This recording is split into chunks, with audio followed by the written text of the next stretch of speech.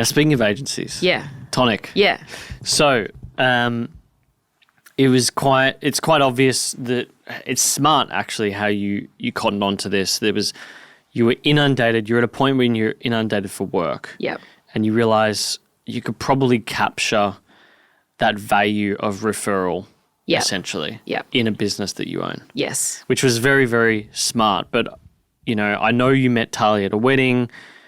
I'm just curious, like, when did you go, okay, this works, let's do it this way, as opposed to the referral component? Yeah. Because for me, when I started the agency, we had people who would ask us, how do you make a podcast? And I'd give them a list and then it wouldn't really amount to anything. They wouldn't do it, or they'd say it's too hard. Yeah. Eventually got to a point where we're like, okay, fuck it, we'll just do it for you and we'll charge you this amount extra on top of what it costs for us. Yeah. Yes. When was that? So I did have a go kind of early on when I was really busy with weddings, and I couldn't, if I was already booked that day, I couldn't service a particular inquiry. I'd say, I'm going to call a friend and be like, hey, can you do this job for me? And she'd say, yep. And then I'd go back to the client and say, my friend can do it for you.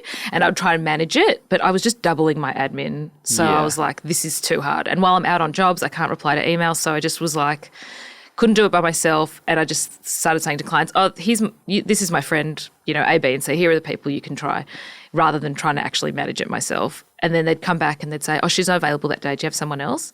And I'd say, yeah, here's another name. And then they'd come back. She's also not available. Do you have someone else? And I was like, okay, this isn't working either. So how can I help these people and still be involved but not make so much more work for myself that I was like drowning in admin and like doing all the scheduling and stuff. I could cope doing it just for myself, but I really couldn't cope doing it for one other person. It was just, it's so much work. So much goes into planning the hair and makeup for a wedding. There's so much back and forth that a lot. Yeah. And I just was kind of like, I'm not going to do that. I had just put it aside for many, many years. It sat in the back of my head. I'd had a similar arrangement. I'd actually done it for another business. Another girl in my early career was running a sort of similar hair and makeup agency. I worked for her.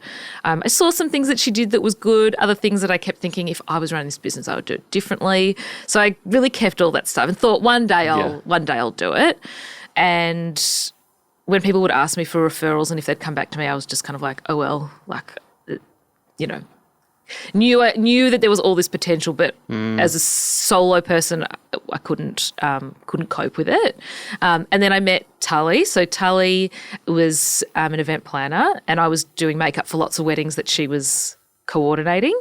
So we met doing jobs. Like I would do the bride's hair and makeup in the morning. She'd be there like setting up. If they were having the wedding at home, she'd be there setting up. So we met each other that way. And then I got engaged and I asked her if she would do my wedding because she's had an amazing vibe. She has an aura. Like, she's just one of those people who just gets everything. And I really liked her energy, and she was calm but organised, and she just could tell she had a handle on things. And she actually wanted to get out of doing weddings because she wanted to be with her kids on the weekend. And I was also kind of wanting to wind down the weddings, just being out every weekend and committing like a year ahead. And I was starting to think, I'm going to get married and might want to have a baby and don't want to then be blocked in for a whole year and can't have my baby because I've taken too many weddings. And so we were both kind of in this position where we wanted to kind of reduce what we were doing. And she actually said no, she wouldn't do my wedding. And I was like, wow. Yeah, but you're going to do it. Like I just kept calling her, and now we laugh about it because she was saying to her husband, I don't know why she thinks I'm doing her wedding. She keeps calling me and talking to me like I'm doing her wedding. And I would say to my husband, I don't know why she keeps saying no. Like she's doing my wedding. Like why isn't she? So I forced her into it, and she said, okay, yours will be the last wedding that I do. Okay. And we had an awesome working dynamic. And yeah, it was like we joke now that it was kind of her and my wedding. Like we fell in love. And it was just so much fun. And after I really wanted to be friends with her, and we went out for a coffee, and she was saying she was like really done with weddings now. She didn't want to do it anymore.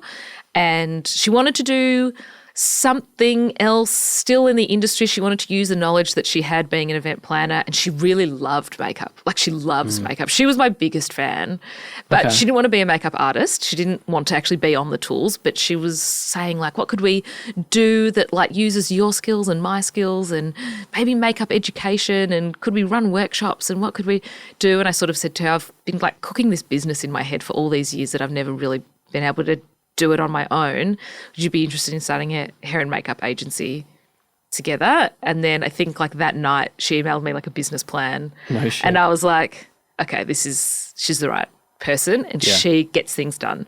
Like I always say she makes my dreams come true because I have these dreams and then she actually does the stuff that needs to be done to get it off the ground. Yeah. So then it was a lot of talking. It was like 6 months of like going for coffee probably every 2 or 3 days to be like, how are we going to put this together? How is this going to work? What's our strategy going to be? Who are our clients? You know, we really spent a long time working out who we were and who we weren't. That's important. Yeah. Yeah. Yeah. Because a lot of agencies try and do too much. Yeah. Yeah. So we really got it down to a point that we very much saw eye to eye. It's an amazing partnership in that we have really similar values and a really similar vision, but a completely opposite skill set. Yeah. It's So- very similar to Lauren and I. Yeah. You're clearly the creative one because obviously you're a hair and makeup artist. Yeah. And she, as an event planner, would have to be very conscientious and drilled and Yeah. Yeah. Yeah. And organised and diligent. And I had the contacts, I had the artists, I knew who I wanted to have in the agency. Okay. And so in those early meetings, a lot of them were coming to meet with us because they were my friends and colleagues and they were really interested in what I was doing. But it was kind of like, I'm going to be handing over to Tahli. Like Tahli will be taking over. Once the business is launched, like I'm actually not going to be that involved in the day-to-day running of it. I'm involved in the vision, but she's actually running the show. Okay. So it's you looking at the vision and the creative side of things. Tahli's obviously running the day-to-day. Yeah, and she really has more like the business mind, making sure we were never in the red, managing the money, all that sort of stuff. Yeah. That's really was her department.